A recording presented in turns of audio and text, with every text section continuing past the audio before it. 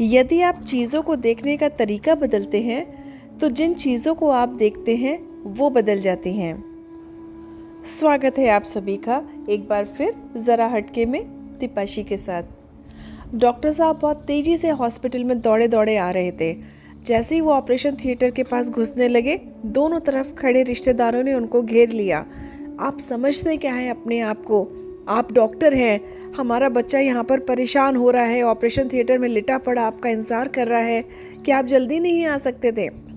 Doctor साहब ने सबकी तरफ एक आश्वासन भरा हाथ हिलाकर कहा, आप निश्चिंत रहें, मैं आ गया हूँ, जो भी सबसे अच्छा होगा मैं वही करूँगा। रिश्तेदारों ने उनको खरी खोटी सुनाई, पर डॉक्टर ने सब कुछ अनसुना करके ओटी में चले गए। ऑपरेशन 2-3 घंटे लंबा चला। जैसे ही ऑपरेशन थिएटर की लाइट बंद हुई, सारे रिश्तेदार फिर से खड़े हो गए। डॉक्टर साहब बाहर आए। आकर उन्होंने कहा कि अब खतरे की कोई बात नहीं है, बच्चा बिल्कुल खतरे से बाहर हो गया है, बाकी सारे डिटेल्स आपको नर्स बता देंगी। और ये कहते ही डॉक्टर साहब दौड़ते हुए वापस जिस गति से आए थे उस गति से हॉस्पिटल से बाहर चले गए। रिश्तेदारों ने खूब सारी बातें खरी खोटी डॉक्टर को फिर से सुना दी। समझते क्या है अपने आप को? हम कब से इंतज़ार कर रहे थे, एक तो लेट आए, ऊपर से जैसे ही ऑपरेशन ख़त्म हुआ तुरंत से दौड़ के बाहर चले गए। नर्स जैसे ही बाहर आती है, सब लोग नर्स को भी सुनाने लगते हैं कैसा हॉस्पिटल है, हम तो बहुत परेशान हो गए यहाँ आकर। तो नर्स ने कहा, चलिए पहले मैं आपको बच्चे के हालचाल बता देती हूँ। रिश्तेदारों ने बोला, हालचाल तो हम सुनेंगे, लेकिन उससे पहले हमें इस डॉक्टर के बारे में बताओ, इसको किस बात का इतना घमंड है।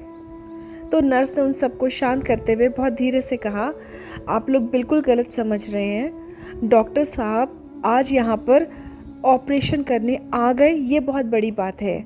हम उनके आज बेटे का एक्सीडेंट में निधन हो गया है। हमें लगा कि डॉक्टर साहब को बताए या नहीं बताए, पर कोई और सीनियर डॉक्टर इस केस को हैंडल नहीं कर सकता था, इसलिए हमने डॉक्टर साहब को फ़ोन किया। वो अपने बेटे का अंतिम संस्कार छोड़ के ये ऑपरेशन करने आए हैं और शाम होने वाली है। इससे पहले कि वो इसको आज के दिन ना कर पाए, वो दौड़ते हुए अपने बेटे के पास ही वापस गए हैं। ये सुनते सारे रिश्तेदार एकदम चुप हो गए, कई की आंखों में भी आंसू आ गए। इसीलिए कहते हैं ना, बिना सामने वाले की परिस्थिति जाने अपने आप को ये अंदाज़ा ना लगाएं।